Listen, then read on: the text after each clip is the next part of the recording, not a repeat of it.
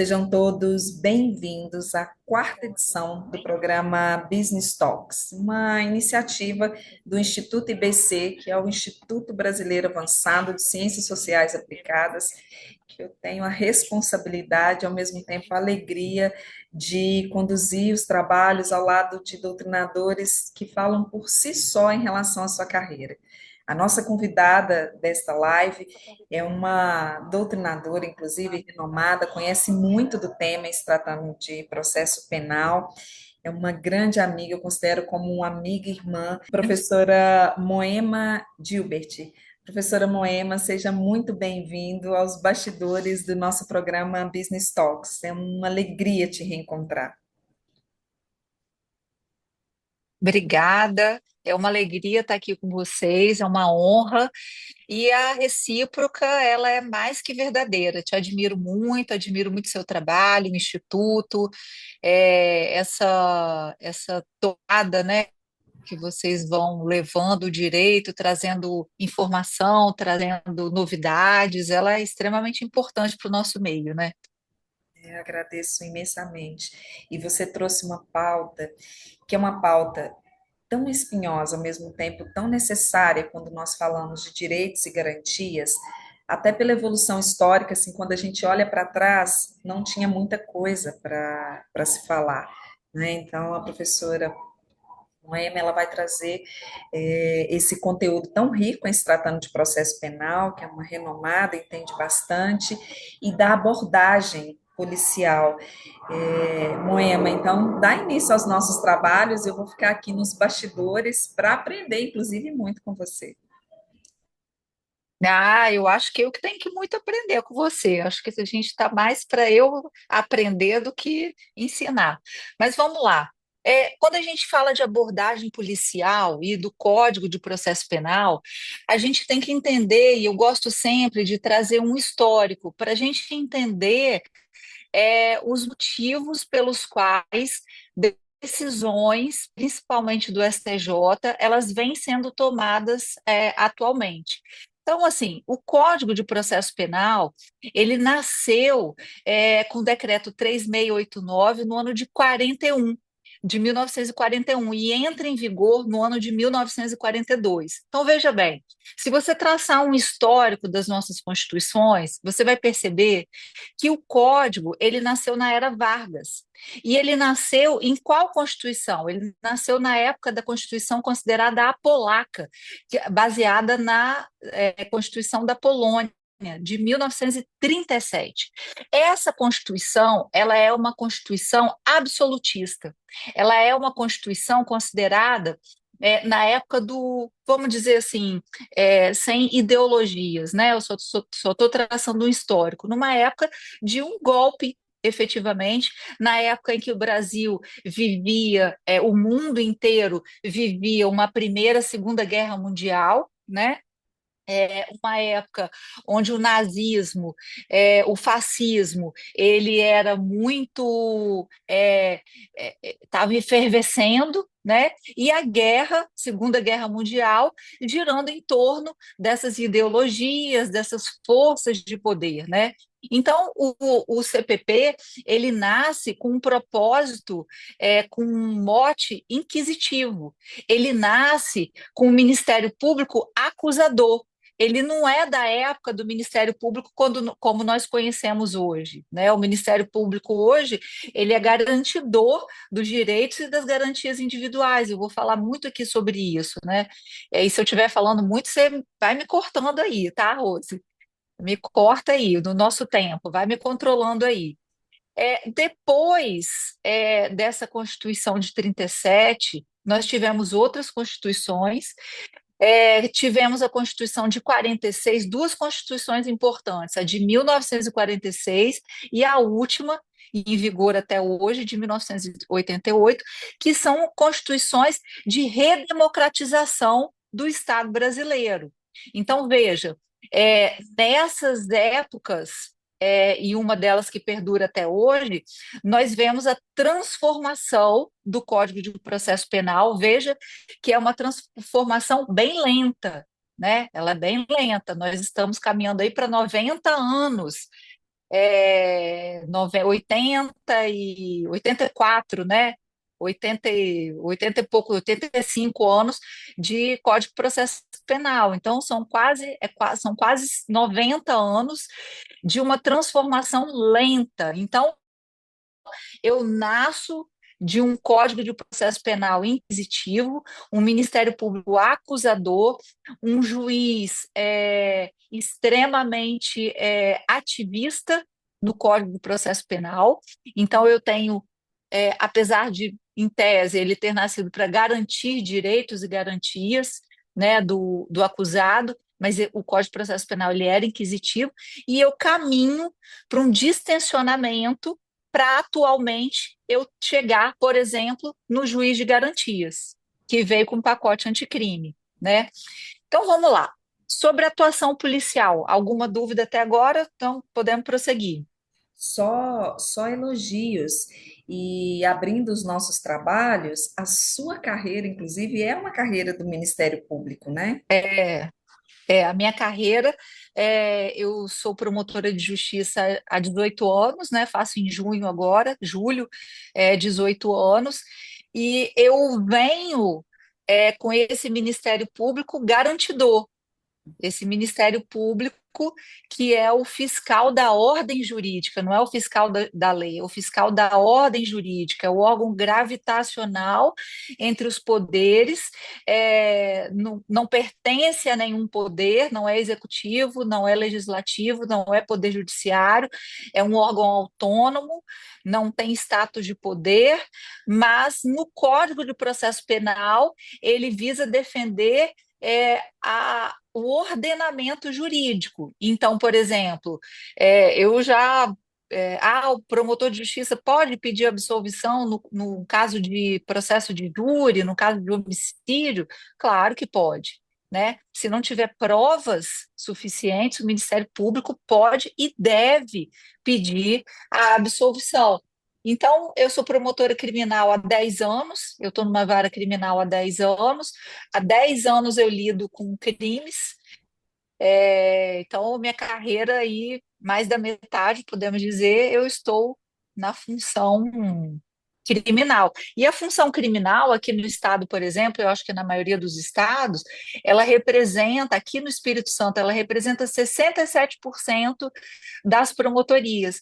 Então, nós temos promotorias de tutela coletiva, que são muito importantes, mas o criminal, ele é realmente o grande vetor do Ministério Público. E veja, o Ministério Público também, e a minha atuação também, ela é bastante pautada nisso, ela é em prol da vítima também, né? Desde o Código de Processo Penal, lá na sua redação original, ela visa a reparação civil da vítima, porque a reparação moral a gente não vai, reparação mental, né? A gente não vai conseguir nunca, né? Mas o Ministério Público também trabalha nisso. Então, assim, quando eu falo Ministério Público, órgão de acusação, o Ministério Público não é mais órgão de acusação, já deixou de ser há muito tempo, né? Gostei muito.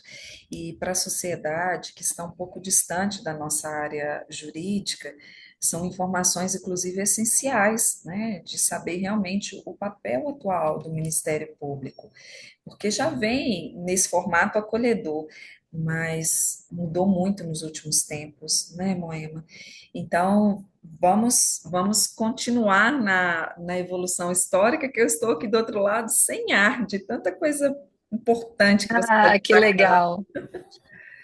Assim, é importante com relação à atuação do Ministério Público nessa área criminal. Eu acho que o CNMP também, a instituição do CNMP, quando ele veio lá, né, com a emenda constitucional, ele traz essa vertente, ele sedimenta, né, o CNMP sedimenta, porque através de várias resoluções ele fala, por exemplo, do ANPP, se eu não me engano, resolução 183 ou 185 de 2024, ele fala da proteção das vítimas, ele fala da proteção das crianças, ele fala, por exemplo, que nós devemos controlar o prazo de prisão, dos acusados. Então, veja bem, eu não quero que uma pessoa fique, o Ministério Público, o Ministério Público, ele não pode querer desejar que a pessoa fique presa por mais tempo do que ela deveria. Né? O CNJ estipula um prazo, o STJ também um prazo razoável de 6 meses. Então a gente tem que controlar. Assim, na minha promotoria, a cada 3 meses eu faço, a cada trimestre, acompanhando aí os balanços, uma brincadeira que eu faço, né? Os balanços patrimoniais aí, a-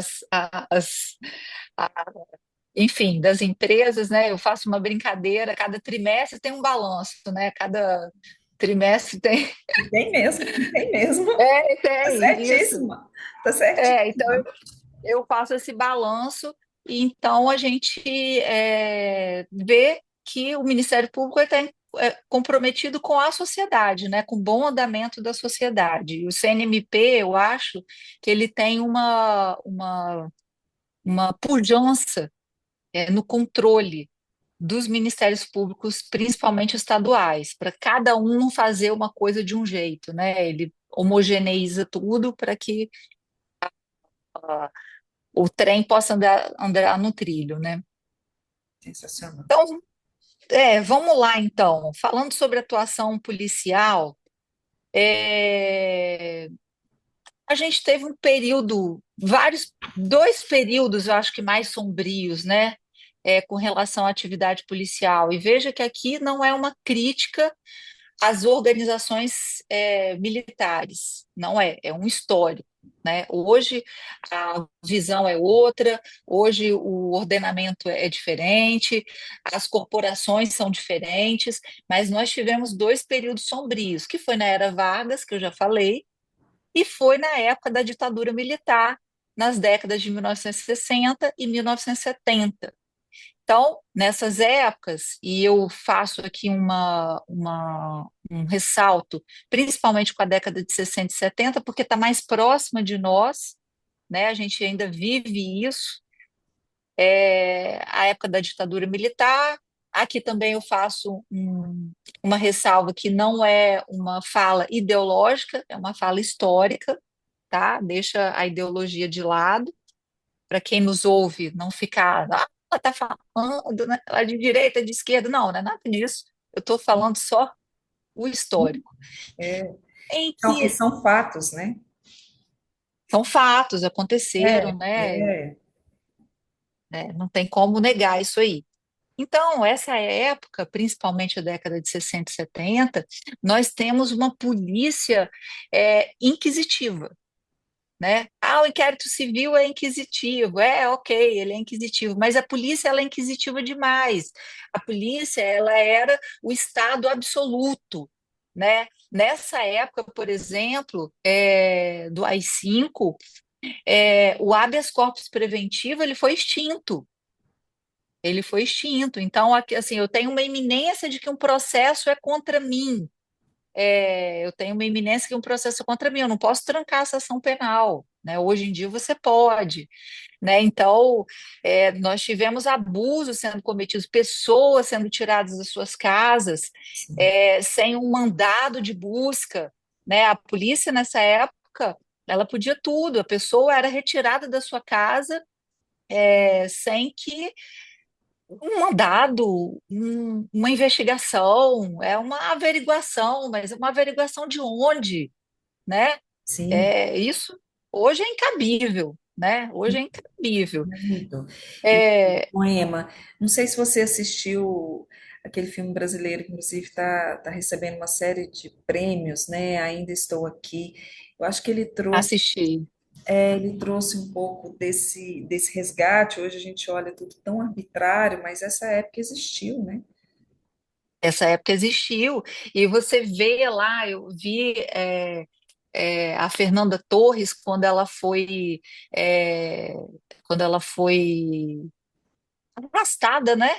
Para, não sei, para o quartel, delegacia, eu não sei para onde ela foi, e mostravam as fotos e colocavam fotos dela ali, foto da filha, e essas pessoas são pessoas que estão envolvidas e tal.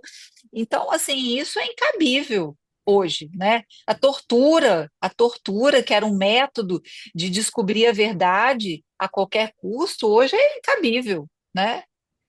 Hoje você não pode, você tem que ter cuidado com a forma com que você vai falar e para não ter um- uma tortura psicológica também, né? É assim, a forma como vai, tem que ter respeito, né? Tem que ter. É óbvio que a gente, como Ministério Público, às vezes, a gente vê uma testemunha mentindo, seja um policial ou seja uma testemunha, a gente é mais incisivo. Mas mesmo nessa forma de ser incisivo, ela tem que se vir com respeito, né? Então, enfim, mas eu assisti o filme, acho que isso está muito latente ainda, né? E por isso que eu destaquei essa época, né? Gostei muito, gostei muito. Então a gente vê a polícia, né? Eu até anotei aqui como um fator importante de subjugação do homem ao Estado, né? O Estado ele era absoluto, o Estado podia tudo. Em nome de uma segurança nacional, ele podia romper o véu, a barreira dos direitos e das garantias fundamentais. Então, em nome de uma segurança nacional. Então, isso é inadmissível. Isso é inadmissível, porque hoje com a Constituição eu tenho direito à privacidade, direito à intimidade, eu tenho liberdade de expressão, que são valores numa corrente justnaturalista, né, que antecedem ao próprio ordenamento jurídico vigente, né? Gostei, gostei muito. E quando você É, fala em relação a essa atuação policial, e aí olhando para a sociedade, o senso comum, porque essa abordagem ela pode acontecer com qualquer um de nós, né? Comenta um pouco também, Moema, esses traços que nós temos dessa evolução histórica em relação aos direitos que nós não tínhamos, como que foi essa crescente para os dias atuais? olha só, a nossa Constituição de 88, ela é considerada, ela é tida como uma Constituição cidadã, né? Então eu tenho um artigo quinto com mais de 60 incisos que trazem um rol de direitos e garantias fundamentais. Eu tenho o inciso 61 que ele fala a respeito da prisão. Ninguém pode ser preso se não em situação de flagrante delito, em situação de flagrância, ou no caso de prestar socorro, ou no caso de dano iminente à saúde, à liberdade da pessoa, né? Saúde e liberdade não, à saúde, para prestar socorro, né? Imagina, isso na década de 60, com a AI-5, eu, isso não existia, Sim, né? Isso não existia. Isso não era viável, né? Numa Constituição de 46, uma Constituição democrática, essa questão existia. Mas numa Constituição apolaca de 37, esquece, imagino, esquece, é, esquece. Então, são direitos de primeira geração e é importante a gente notar essa importância dos direitos de primeira geração quando eles vêm no âmago do pós-Segunda Guerra Mundial. Então a gente precisa entender um pouco da história, né? Primeira e Segunda Guerra Mundial, elas destruíram o ser humano enquanto a sua individualidade. A gente tem um regime fascista, um regime nazista que destruiu. Imagina um Estado que, em tese, ele deve primar pelo bem-estar das pessoas e para que um desenvolvimento de uma economia de forma saudável, e para eu desenvolver uma economia de forma saudável, eu preciso ter um ser humano saudável. Imagina eu expropriar a intimidade, o patrimônio dessa pessoa, porque ela é A, B ou C. né? É importante também que a Constituição ela garante o direito de propriedade, né? O direito de propriedade é o único direito real, é o único direito real que é um direito fundamental. É o Sim. único direito real que é um direito constitucional, né? É um direito, enfim, tá tanto no artigo 170 quanto no artigo 5º, tá lá na ordem econômica e tá nos direitos e garantias fundamentais. Então, para você ver a importância da nossa Constituição. Então, eu acho que ela retoma o indivíduo, o ser humano, enquanto ente de direitos e deveres, obviamente, que a todo direito cabe um dever, e também o protege dos mandos e desmandos de um Estado absolutista, né? Então é o Estado criando uma própria limitação para si. E Sim. falei demais, né? Não, mas tá tão rico e eu fico do outro lado, assim, com os olhos brilhando e não querendo interromper. Mas me veio aqui um pouco à mente também que a sociedade, às vezes, acaba assistindo muita novela, porque as novelas acabam desvirtuando muito o nosso ambiente jurídico, né? Muitas É, novelas e, às vezes, até filmes trazendo um pouco esse lado fictício, mas tem aquela estrutura também das provas que não são utilizadas dentro da legalidade ou dentro do processo penal.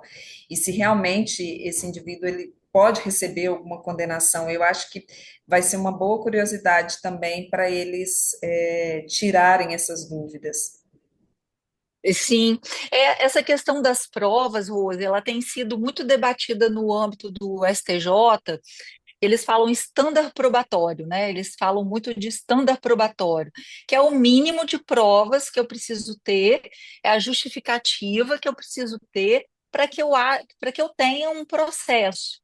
Então, nos crimes que são iniciados através de um flagrante, eu tenho uma importância da limitação, não vou falar de limitação, de balizamento, eu vou falar esse nome, acho que é melhor usar esse termo, uma importância do balizamento da atuação das polícias militares, porque são elas que trabalham ali no patrulhamento ostensivo. Agora, então são crimes de tráfico, crimes de roubo, crimes de furto. Agora, quando eu venho para crimes mais sofisticados, estelionato, crimes do colarinho branco, né, crimes contra a ordem tributária, crimes de lavagem de dinheiro, eu trago isso para dentro do Ministério Público, essa normatização para dentro do Ministério Público e para dentro da Polícia Civil, que são os órgãos de investigação propriamente dito, né? O Ministério Público na sua atribuição investigativa e a Polícia Civil com a Polícia Judiciária, Polícia Investigativa, né? Então, eu não posso, em nome do Estado, em nome de uma segurança social, agora não se fala mais segurança nacional, mas segurança social, entrar dentro da esfera de direitos do indivíduo. Não posso. É tudo dentro da legalidade, né? Em nome, eu não posso. Assim, o direito penal do inimigo, o que se falou muito, né? Na minha época de concurso se falava muito de direito penal do inimigo, e isso não existe, não, né? E dentro da estrutura empresarial, né? E as empresas acabam vivenciando muito isso dos últimos crimes que você falou. Como que o compliance também é importante quando a empresa tem essa Sim, estrutura de compliance, sabe? E ali afasta um pouco, inclusive, esses crimes em relação à lavagem de dinheiro, porque isso fere diretamente a imagem dessa empresa, né? E ela pode ter punições severas ali. Você, eu acho assim que mesmo uma empresa familiar, né? Eu sei que trazer uma estrutura de compliance para dentro de uma empresa, ela é custosa.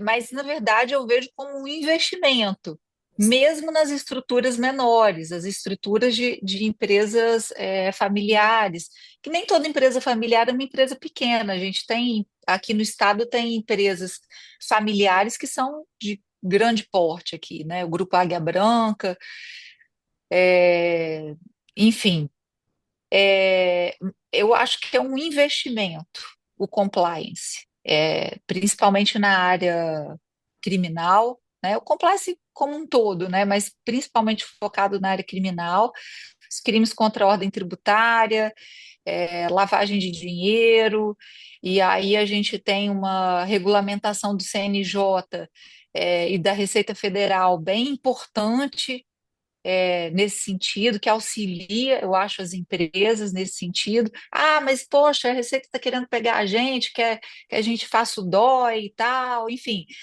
Mas, na verdade, o que está querendo é que a ordem seja estabelecida, né? E os direitos e as garantias sejam estabelecidos, né? Sim, sim. E agora, Moema, pensando muito para a gente fazer a conclusão desse Uhum. conteúdo, em relação às pessoas, elas têm também direitos, né?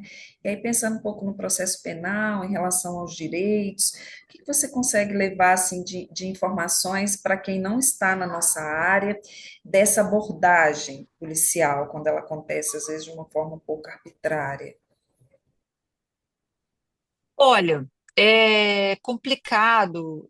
A minha atuação, ela se dá basicamente, ela é basicamente com crimes de tráfico, 90% é tráfico, e eu tenho muito estelionato também, estelionato seja com criptomoedas, seja estelionato com lavratura de escrituras públicas, com venda de imóveis, enfim.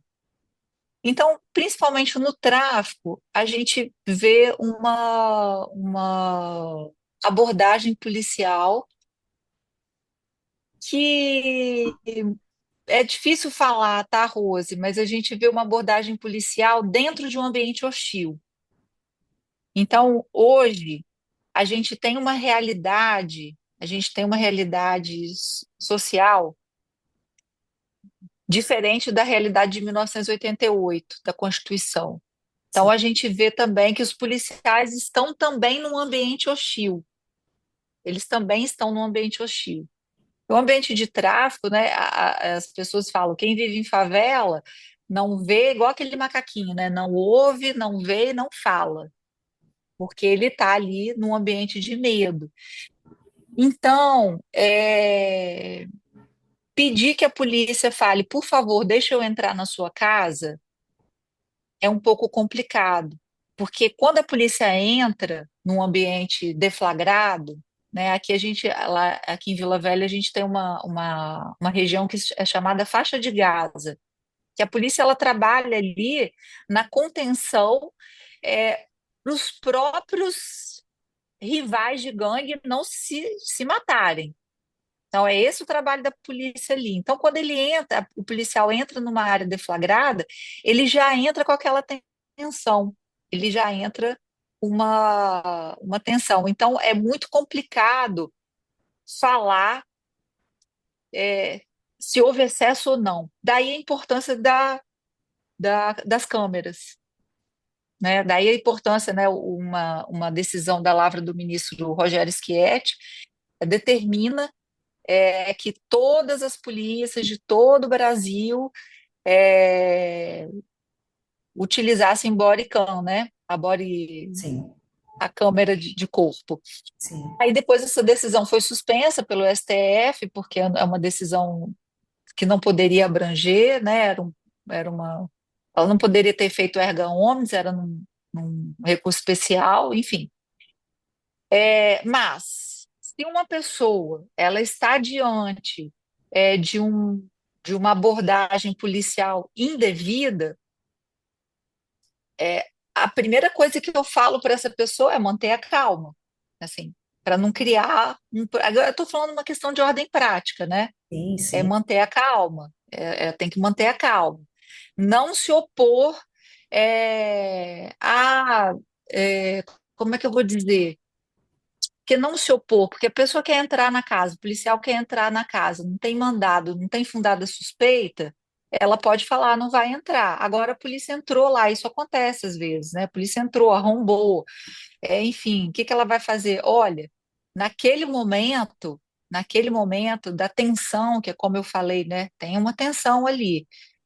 É, é difícil fazer alguma coisa. Agora, depois, procura o Poder Judiciário. Tem que procurar o Poder Judiciário, assim, tem que procurar o Ministério Público, tem que procurar a Corregedoria, né? A gente tem vários policiais que realmente agem com excesso, tem policiais que não são muito bons, acho que a maioria dos entes da corporação são pessoas sérias e tudo comprometidas, mas como todo lugar tem as pessoas complexas, né? Complicadas que agem sim com excesso. Sim.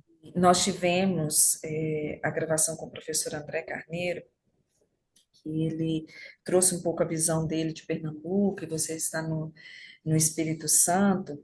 Ele, como agente, né, ali como agente policial, e nós observamos que tem muitos vocacionados, né?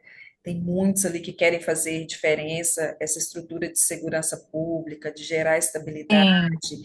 mas nós estamos dentro de uma insegurança, né? A insegurança é geral e falta mesmo ali até um número quantitativo ali para que a gente tivesse um pouco de retorno. Ainda tem um caminhar longo, mas o seu olhar muito técnico, ao mesmo tempo muito generoso, né, da sua prática e da sua vivência.